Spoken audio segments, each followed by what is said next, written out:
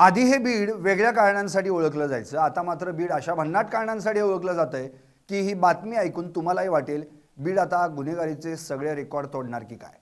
आधीच गुन्हेगारांचं अप्पू घर असलेल्या बीडमधून आता आणखी एक धक्कादायक बातमी समोर आली आहे। एका मुलीला आणि तिच्या आईला एका नराधमानं थेट घरात घुसून धमकावलंय आणि धमकी काय दिली माहितीये का?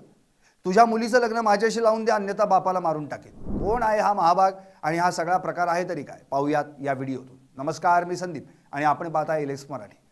बीड जिल्ह्यातील केस तालुक्यातून माणुसकीला काळीमा फासणारी आणि समाज मन सुन्न करणारी एक अत्यंत धक्कादायक घटना समोर आली आहे। एका नराधमानं केवळ दारूच्या नशेतच नव्हे तर विकृत मानसिकतेतून एका विवाहित महिलेच्या घरात मागील बाजूने प्रवेश करून मायलेकीचा विनयभंग केल्याची घटना घडली। इतकंच नव्हे तर तुझ्या अल्पवयीन मुलीचं लग्न माझ्याशी लावून दे नाही तर लैंगिक अत्याचार करेन अशी धमकी देत या नराधमानं मुलीच्या वडिलांवर धारदार विळ्यानं जीवघेणा हल्ला करण्याचा प्रयत्नही केलाय।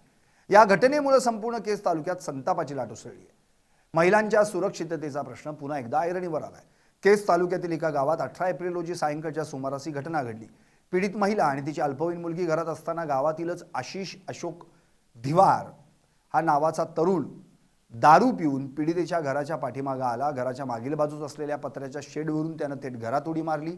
अचानक घरात अनोळखी व्यक्ती आल्याचं पाहून मायलेकी घाबरल्या। आरोपीनं घरात शिरताच विवाहित महिलेचा विनयभंग करण्याचा प्रयत्न केला। यावर पीडित महिलेनं प्रतिकार करण्याचा प्रयत्न करताच आरोपीनं तिला अश्लील शिवीगाळ करण्यास सुरुवात केली। त्याचं इतक्यावर समाधान झालं नाही तर त्यानं महिलेच्या अल्पवयीन मुलीकडे मोर्चा वळवला। त्यानं अत्यंत निर्लज्जपणे मागणी केली की तुझ्या मुलीला माझ्यासोबत लग्न करण्यास सांग असं म्हणत त्यानं त्या निष्पाप मुलीला चुकीच्या उद्देशानं स्पर्श केला आणि तिचाही विनयभंग केला। जर मुलीचं लग्न त्याच्याशी लावून दिलं नाही तर तिच्यावर लैंगिक अत्याचार करण्याची उघड धमकी त्यानं घरातच दिली। हा गोंधळ ऐकून महिलेचा पती धावून आला। पती पत्नीने जेव्हा आरोपीला घराबाहेर जाण्यास सांगितलं तेव्हा आरोपी आशिष धिवार अधिकच हिंसक झाला। त्यानं स्वतःजवळ असलेला धारदार विळा काढला आणि पीडितेच्या पतीवर जीवघेणा हल्ला चढवण्याचा प्रयत्न केला। नशिबानं या हल्ल्यातून पती थोडक्यात बचावला, मात्र आरोपीच्या या दहशतीमुळे संपूर्ण कुटुंब हादरून गेलंय। आरडाओरडा झाल्यानंतर आरोपीनं तिथून पळ काढला।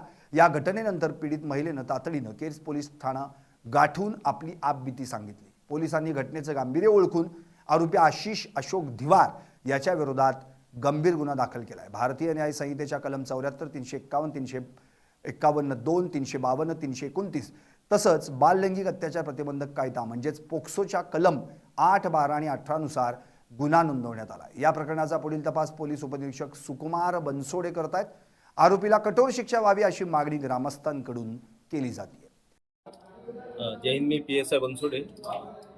चिंचोली बीटमाळीमध्ये काळेगाव येथे गुन्हा रजिस्टर नंबर 219/26 कलम 74 आणि 351-2 तसेच पोस्को कायदा अंतर्गत कलम 12 अनुसार गुन्हा दाखल आहे। सदर गुन्ह्यामध्ये मुलगी 15 वर्षाची पीडित मुलगी आहे।